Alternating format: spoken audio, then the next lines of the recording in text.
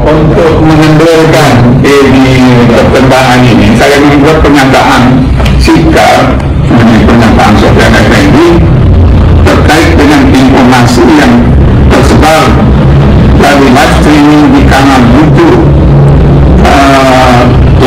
berjudul langkah update tentang judul mantan rektor UGM buka-bukaan pada tanggal 16 Juni 2025 tentang ijazah atas nama Bapak Joko Widodo. Saya menyatakan bahwa pernyataan rektor UGM Dr. Tepa Emilia tertanggal 11 Oktober 2022 memang sesuai dengan bukti-bukti yang tersedia di UGM. Begitu. Itu yang harus dipegang oleh semua anggota universitas kan. Sehubungan dengan itu, saya menarik semua pernyataan saya tentang dalam video tersebut, dan saya mohon agar wawancara dengan dalam kanal YouTube tersebut agar ditarik dari peredaran. Jadi ini karena saya tidak menyangka itu live streaming di YouTube itu disebarkan secara luas. Kalau itu pembicaraan antara sama UGM oke, internal ya. Untuk mengendalikan di perkembangan ini, saya membuat pernyataan sikap mengenai pernyataan Sofyan Effendi.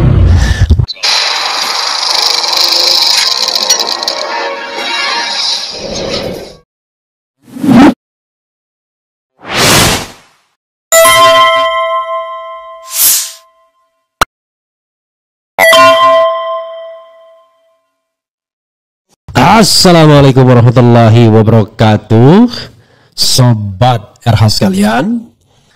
Jumpa lagi kita di channel yang keren ini, keren cadas. Yeah. Ya, sobat RH sekalian, one thing for sure, satu ya, bahwa keaslian ijazah Jokowi tidak ditentukan ditarik atau dicabutnya pernyataan Sofyan Effendi. Apa yang disampaikan Sofyan Effendi hanyalah sekedar sebagai petunjuk, dan ketika dia menarik pernyataan tersebut, itu pun tidak kemudian akan menyebabkan yang asli jadi palsu, yang palsu jadi asli. Itu satu. Yang kedua, sobat era sekalian ya, kita harus paham bahwa keaslian ijazah Jokowi itu tidak ditentukan pula oleh pernyataan Rektor UGM Ova Emilia beberapa waktu yang lalu tanggal 15 April, atau pernyataan UGM, atau pernyataan Ova Emilia yang meyakini pada tahun 2022. Tapi tergantung pada apa? Tergantung pada ijazah analognya itu sendiri. Kalau ijazah analognya itu sudah palsu setelah diuji misalnya dengan sebuah mekanisme yang terbuka dan transparan, dan ada putusan pengadilan yang berkekuatan hukum tetap yang mengatakan itu palsu dan asli, maka case close, selesai.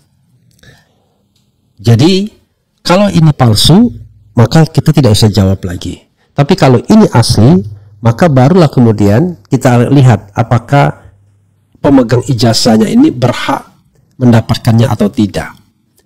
Jadi bukan berarti kalau kita misalnya mendapatkan ijazah asli, tetapi kemudian kita tidak pernah kuliah atau kita cuma membayar, kemudian itu menjadi sah. Kan tidak demikian. Karena banyak sekali ijazah-ijazah yang diperoleh pejabat dengan cara yang begitu.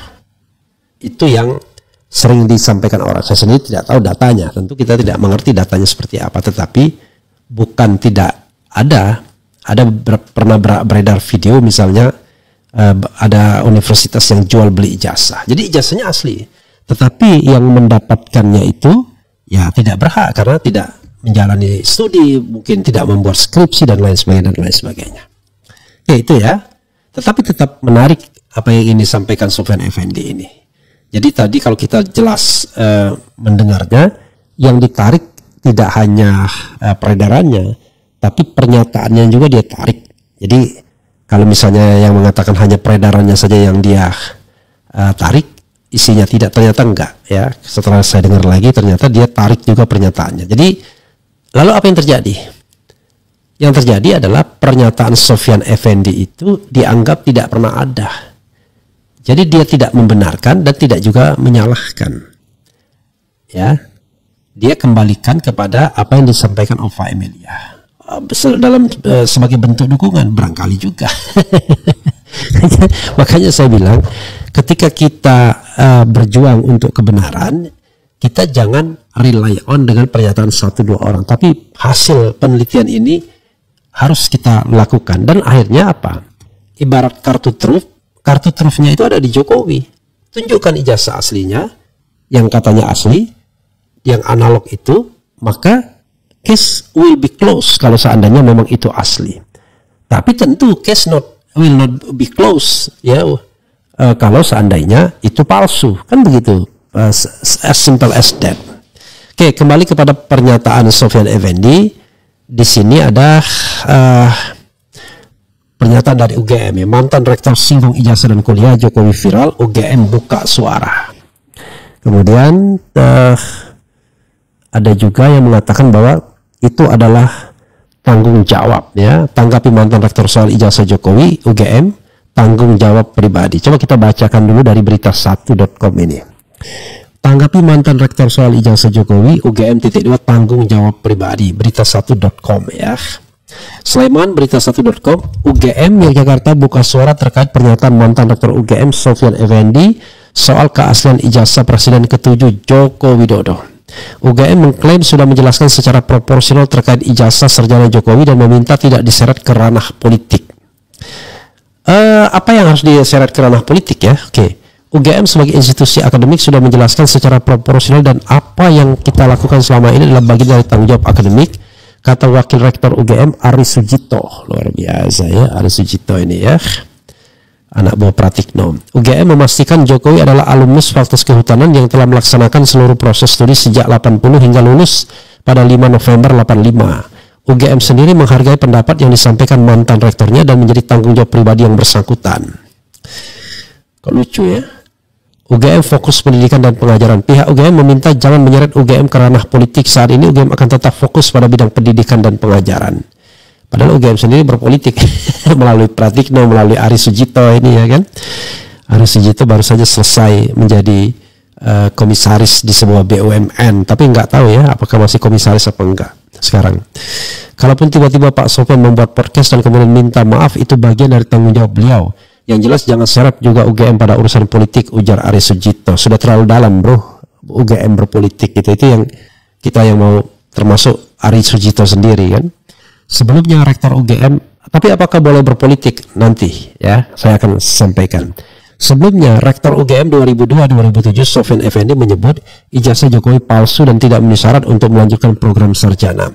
Hal tersebut Sofyan Effendi sampaikan saat berbincang dengan ahli digital forensik Rizwan Sianipar dan disiarkan langsung di kanal YouTube. Belakangan Sofyan Effendi menarik ucapannya dan meminta maaf atas apa yang disampaikan sebelumnya. Oke, saudara sekalian, ya. Nanti saya akan bicara. UGM jangan berpolitik, jangan ditarik-tarik ke ranah politik. Begini saudara sekalian, ya.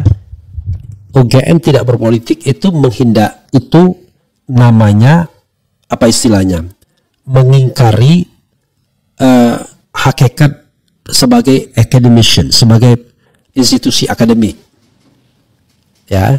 Jadi manusia itu zoom politikun, nggak mungkin terhindar dari politik, apalagi orang yang cerdas, orang yang intelektual, academician dan lain sebagainya, akademisi dan lain sebagainya. Oke. Tapi yang tidak boleh itu berpolitik praktis, ya kan, menjadi tim sukses, itu yang tidak boleh. Dan Ari Sujito, kemudian Pratikno sudah mencontohkan itu. Ari Dwi Payana, dosen UGM, tapi menjadi tim sukses di belakang layar Jokowi. Ini yang saya baru sadari, harusnya nggak boleh begitu. Jadi dia harus punya politik tinggi. Politik tinggi itu adalah politik yang tidak berpihak kecuali pada kebenaran dan keadilan. Karena dia adalah institusi badan publik yang dibiayai oleh APBN. Dan gajinya pun mereka dapat gaji dari APBN. Jadi tidak boleh berpolitik itu justru benar. Tapi tidak boleh berpolitik dalam pengertian praktis, yaitu masuk partai politik, berpihak pada kandidat tertentu, atau bahkan jadi think tank kandidat tertentu. Itu yang harus dilarang di kampus, saudara sekalian. Di kampus negeri ya. Di kampus yang dibiayai oleh negara uangnya. Dan Pratikno, Ari Sujito, Ari Dwi Payana dan lain sebagainya sudah melakukan itu, yaitu berpolitik praktis menjadi tim sukses atau think tank dari seorang calon presiden, yaitu Jokowi. Itu kita kembalikan ya. Saya hanya mengatakan apa yang sesungguhnya terjadi. Banyak. Saya juga tidak tahu apa Andi Wijayanto apakah dia PNS atau tidak. Tetapi ketika dia menjadi dosen di situ, ya dibayar, dia tidak boleh juga menjadi berpolitik praktis. Jadi sama berlaku semua bagi tidak hanya UGM, bagi UI. Jadi dosen-dosen UI yang terlibat dalam politik praktis itu dilarang. Baik tim Jokowi, tim Anies, tim Ganjar, tim Prabowo Subianto tidak boleh sepanjang dia masih ASN. Itu harus kita tegas ya. Dalam hal ini ukurannya sama. Harusnya tidak boleh kalau dia masih menjadi insan akademik di badan publik yang bernama UGM, UI, IPB dan lain sebagainya. Itu harus tahu. Yang kedua adalah kalau kita lihat fakta-fakta yang beredar kan begini. Kenapa orang seperti Roy Suryo, Rismon Sianipar, Dr. Tifa itu masih ngotot walaupun ada pernyataan dari UGM yang mengatakan bahwa Joko Widodo adalah mahasiswa yang masuk 80 keluar 85. Karena ada data-data pendukung yang mismatch. Selain keberadaan ijazahnya itu sendiri yang kemudian tidak berani ditampilkan ke publik, dan apa yang di-upload Dian Sandi itu justru mismatch juga, not match. Oke. Apa mismatchnya? Dari data Dirtipidum itu beberapa mismatch yang muncul adalah yang paling terlihat adalah dalam registrasi Jokowi itu melingkari sarjana muda. Jadi kalau seandainya Sofyan Effendi mengatakan dia sarjana muda, wajar saja. Entah lulus entah enggak. Tapi yang jelas IP-nya 2,05, nggak bisa melanjutkan ke sarjana penuh. Lalu pengumuman UGM di Harian Kedaulatan Rakyat sekarang juga sudah disembunyikan. Apakah benar memang Joko Widodo diterima sebagai mahasiswa S1 kehutanan? Apalagi misalnya ada skenario yang mengatakan ada Joko Widodo tapi Joko Widodo yang lain. Hanya kemiripan nama saja. Tetapi Joko Widodo yang ini ya itu jelas cuma sarjana muda saja. Oke. Tapi ketika muncul ijazah asli, dalam tanda kutip asli, maka ketika diuji itu fotonya nggak sama sekali. Ya, ketampilkan lagi lah fotonya. Kan secara kasat mata. Termasuk juga ijazahnya, nggak usah kita pakai ELA, pakai kasat mata saja. Itu berbeda. Nah, sekarang pertanyaannya adalah, ya, kita ini kan insan akademik, insan. Apakah kita hanya percaya saja pada statement, katakanlah, maaf kata, statement seorang presiden, statement seorang guru bangsa? Belum tentu juga benar. Apalagi sebuah statement dari pihak yang secara sosial politik itu terhegemoni, subordinat dari orang. Seperti Pak Kasmujo misalnya. Pertanyaan saya adalah kenapa Pak Kasmujo tidak membantah pada waktu at that time pada tahun 2017 kalau dia bukan pembimbing skripsi Pak Jokowi? Karena dia terhegemoni kan. Nggak mungkin dia ngomong seperti itu. Posisi yang sama terjadi pada UGM hari ini. Seorang Aris Sujito misalnya, nggak mungkin bilang ijazah Jokowi palsu. Kan nggak mungkin. Ova Emilia nggak mungkin bilang ijazah Jokowi palsu. Satu-satunya jawaban yang bisa dia sampaikan adalah ijazahnya asli. Jokowi masuk 80, keluar 85. There are two only jawaban, answers. Ya, first, Anda mengatakan ijazahnya asli, second Anda menyatakan ijazahnya palsu. Nggak mungkin kan? Nah itu kita bicara logic thinkingnya. Maka saya katakan permasalahan ini baru akan selesai kalau ada uji yang benar-benar terhadap ijazah Jokowi dan ada putusan pengadilannya. Tetapi berkali-kali Jokowi mengatakan dia akan sampaikan di pengadilan. Nggak ada. Semua pengadilan dia hadang agar tidak sampai pada pembuktian ijazah asli atau palsu. Bagaimana kemudian kita bicara tentang sebuah perintah pengadilan untuk menghadirkan ijazah? Iya kan? Itu yang jadi soalnya. Jadi sekali lagi sobat era sekalian, saya ingin mengatakan bahwa asli tidaknya ijazah itu tidak bergantung pada statement Sofyan Effendi, tidak tergantung pada statement Ova Emilia, tapi bergantung kepada penelitian tentang ijazah analog yang saat ini masih dikuasai atau dimiliki oleh Jokowi. Itu yang akan menjawabnya. Kita ini insan akademik, insan yang bicara tentang logis dan rasional.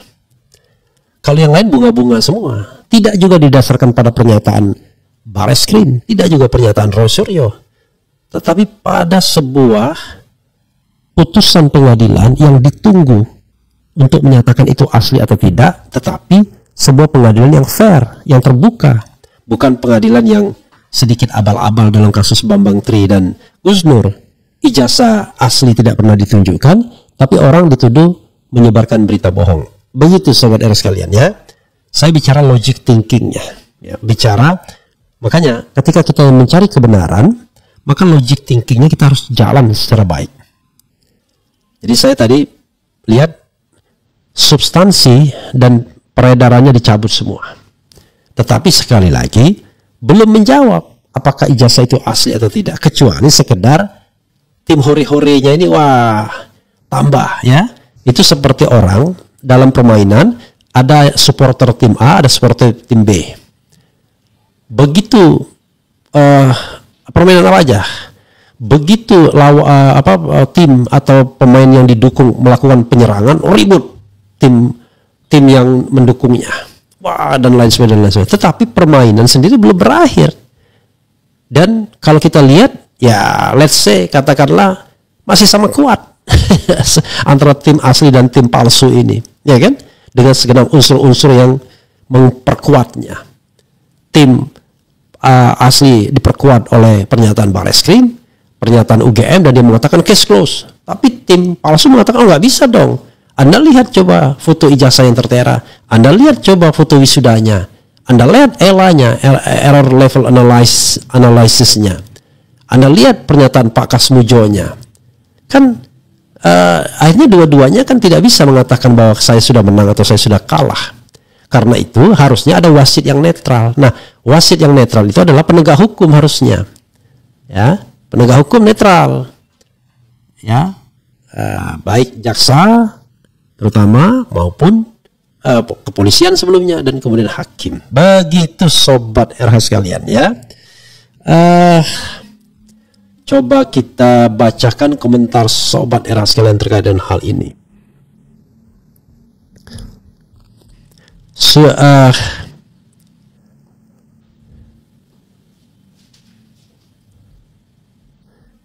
Sudah mulaikah?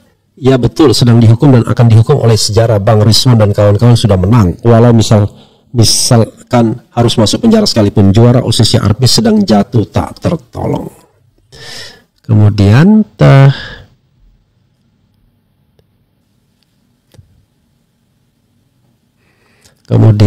apa lagi ya?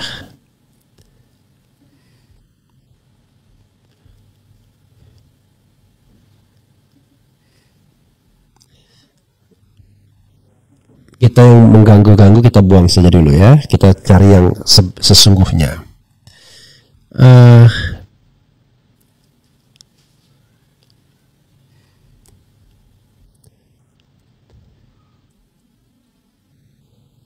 Kemudian ini, kalau emang Prof. Sofian gak sadar itu live, berarti apa yang sudah dia ucapkan itu jujur secara spontan yang selama ini dia tahu dong. Itu kita lihat. Pernyataan Profesor Sofyan Effendi menjadi bukti kuat beliau kalau tidak diancam. Saya yakin pernyataan tersebut tidak akan ditarik. Ini mutlak karena adanya ancaman. Kemudian kalau kasus kagak kelar juga, insya Allah presiden yang akan datang ijazahnya juga palsu. Bubar dah NKRI ya. Kemudian apa lagi nih? Isu internal UGM sendiri seperti terpecah ya. Ada yang dukung pemimpin sekarang, ada yang oposan. Tapi mereka takut karena pemimpin sekarang didukung penguasa. Maksudnya pemimpin sekarang. Oke. Kemudian foto ijazah jelas-jelas bukan Jokowi, lebih mirip Dumatno. Polisi plototin tuh fotonya, itu bukan Jokowi. Kok polisi jadi pembohong, bukan jadi abdi negara. Yang masyarakat harus paham itu orang biasa kalau diancam akan diperkarakan langsung jiper, sekalipun yang dilakukan itu benar. Mari jujur aja, kita lihat polisi pun langsung takut kan. Bung Refli tolong sampaikan ke Bang Rismon untuk jangan live dulu, rekam saja biar sumber informasi yang jadi bukti petunjuk tidak diketahui dan diantisipasi oleh Jokowi. dorong juga pengesahan undang-undang perampasan aset koruptor. Kemudian